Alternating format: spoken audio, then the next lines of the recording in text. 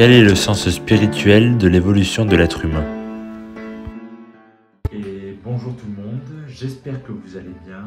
Aujourd'hui, je vais traiter un sujet, parmi tant d'autres, sur la spiritualité, le monde actuel, avec pour sujet, quel est le sens spirituel de l'évolution de l'être humain à l'heure d'aujourd'hui? On va entamer cette vidéo-là aujourd'hui, bien sûr.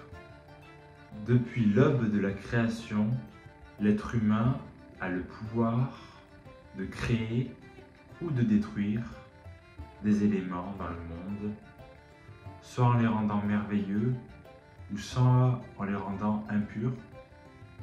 Et au fond de soi-même, il réside un trésor, si on cherche bien à la fois, qu'on peut trouver un jour ou l'autre. À l'ère du Verseau, au temps de la 6e race, l'être humain du XXIe siècle cherche un sens à son existence. Ce sens, il suffit de plonger au fond de soi-même pour le trouver, car c'est au fond de soi-même que résident les plus beaux trésors de l'humanité, et pour soi-même également. Car en effet, c'est en intégrant en soi-même la spiritualité dans son quotidien que l'on peut mieux évoluer sur la Terre actuellement. La politique a-t-elle une dimension spirituelle? Alors une question qui peut revenir assez souvent, est-ce que la politique actuelle a une dimension spirituelle en France notamment? Selon moi, oui. Elle est un peu abstraite et en retrait à la fois. Je trouve qu'elle est un peu mise à l'écart et pas assez mise en avant à l'heure d'aujourd'hui, on va dire. Concernant la spiritualité actuellement, ce que je sais, c'est que dans la société, il y aura moins de guerres si on intègre en soi-même la spiritualité, bien sûr. Dans les familles, il y aura moins de tristesse. Dans les communautés, plus d'entraide. Et enfin, dans les associations, il y aura beaucoup plus d'humanité également. Je trouve est grandiose et merveilleux pour l'humanité, en tout cas. À l'heure d'aujourd'hui, l'humanité dans laquelle elle se trouve, dans les phases dans lesquelles elle est, je trouve qu'elle n'a pas de sens de l'évolution spirituelle actuelle. Je trouve qu'il manque quelque chose. Il y a un côté mort de la chose, si je puis dire.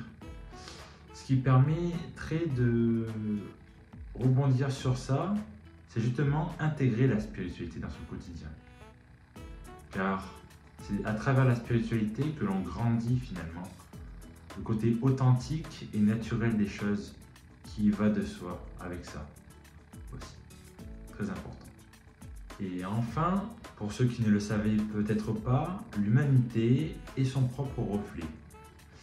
C'est-à-dire que l'humanité actuelle marche d'après la mentalité du monde entier actuel, qui je trouve est bien dommage, car lorsque on veut copier un perroquet, on devient un perroquet.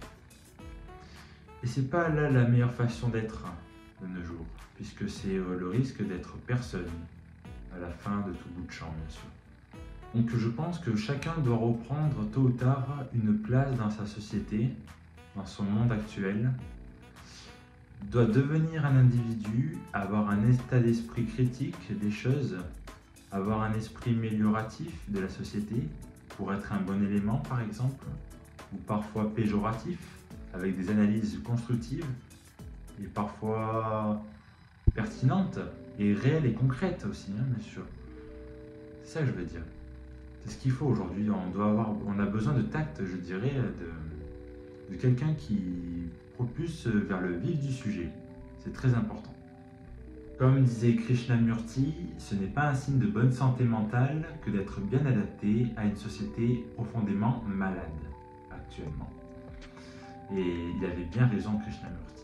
Il avait vu juste et il voit toujours juste pour vous.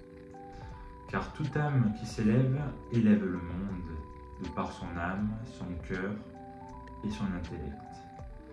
Et sa volonté aussi, car les trois sont liés et essentiels pour l'être humain. Il doit être transcendé et en équilibre total, bien sûr. Il faut travailler avec ces forces-là.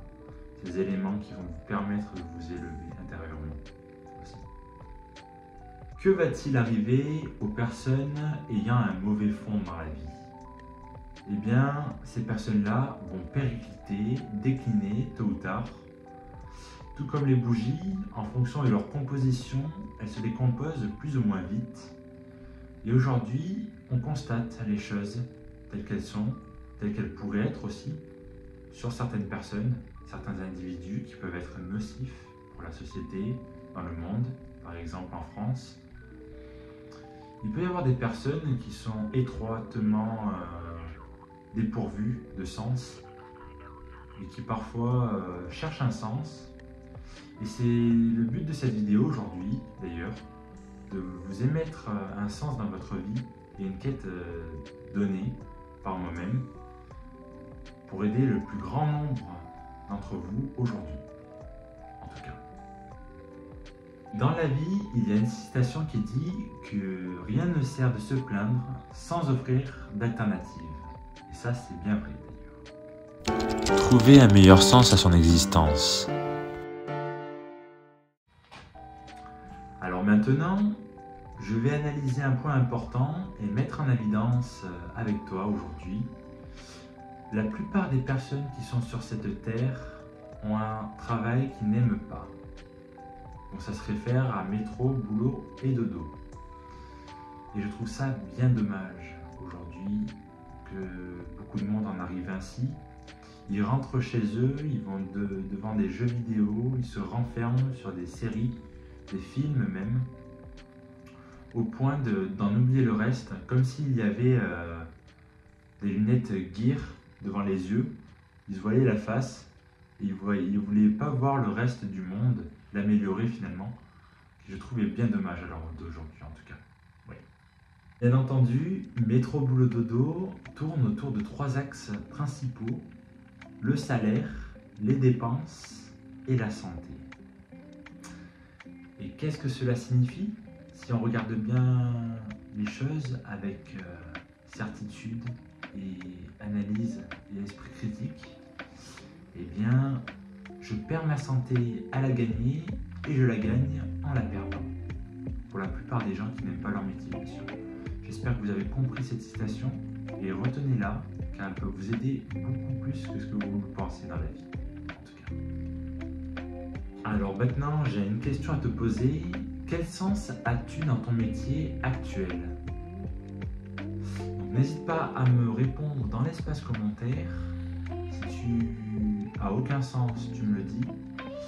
À part si tu n'en as pas vraiment, ou à part si tu en as un, tu peux me le dire aussi si tu en as l'envie, bien sûr. Et est-ce que tu aimes ton métier actuellement? C'est ça la question d'aujourd'hui qu'il faut se poser. Est-ce que vous aimez ce que vous faites? Beaucoup de gens n'aiment pas leur métier dans la vie. Ils n'aiment pas ce qu'ils font. Ils n'ont pas équilibré leur passion et leur travail à la fois. À part si leur travail est une passion, bien sûr. Et ça, c'est toujours mieux. C'est autant gagnant que ce que cela puisse être. En tout cas. Alors, si tu sens que tu n'es pas de ce monde et que ce monde ne te convient pas, c'est que tu es ici pour en créer un nouveau et y participer à la fois. Donc, ce que je te propose, si tu n'aimes pas actuellement ton métier que tu as à l'heure d'aujourd'hui, je te propose de travailler pour la collectivité et l'âge d'or. Qu'est-ce que cela signifie? Cela signifie de participer à des œuvres spirituelles dans le monde et pour le monde. Vous avez aujourd'hui des exemples grandioses, des grands initiés qui ont réussi dans beaucoup de domaines, on va dire. Des personnes extraordinaires. Regardez Albert Einstein, Nikola Tesla, J.K. Rowling qui a écrit les Harry Potter. Elle était SDF. Walt Disney et tant d'autres. C'est énormissime ce que je dis et il faut prendre note, en tout cas, de tout ce que je vous dis aujourd'hui. Les questions-réponses ultimes. Alors, il y a une question que j'ai mise dans ce carnet, on va dire, que je vais te citer aujourd'hui. N'est-ce pas une fierté de laisser une œuvre d'amour et de bienfaisance pour l'avenir du monde à tes yeux? C'est pas beau ça? En tout cas, moi, ça me fait plaisir de te le partager. Il y en a une deuxième. N'y a-t-il pas plus beau que de mourir digne en y laissant un héritage merveilleux sur la terre? Donc, créer des œuvres pour la collectivité et pour l'humanité et laisser un héritage derrière, c'est ce qu'il y a de plus beau pour moi.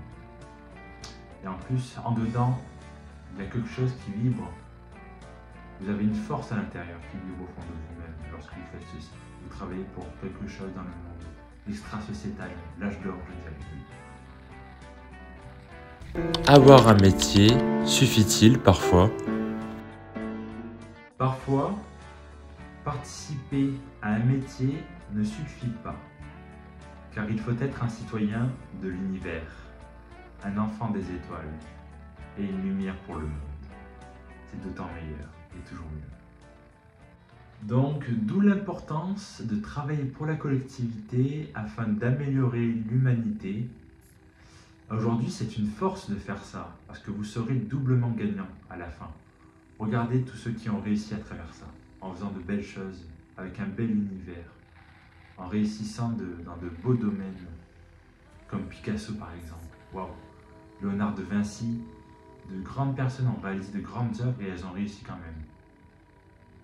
En partant de nulle part des fois.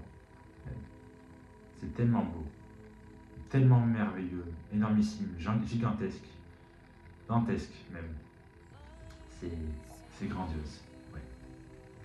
Alors, aujourd'hui, je te présente la sagesse, l'amour et la vérité. Et attendez 2 secondes. Tac. L'amour, la sagesse et la vérité correspondent à un symbole, le triangle, à l'endroit.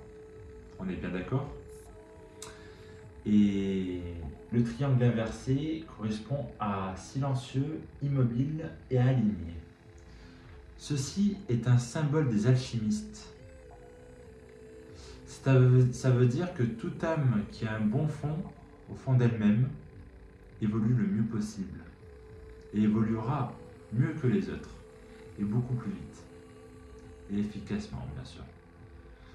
Et j'ai remarqué ça depuis quelque temps, c'est que en chaque âme réside un prisme, une vision des choses qui tourne d'elle-même. Vous voyez, il est un peu le symbole infini, c'est un peu ça l'âme, on va dire, c'est une représentation, comme le serpent, la Kundalini, on va dire, oui. Et que cette pierre illumine ta vie actuellement et que tu y vois toute la splendeur du monde à travers elle. Voilà.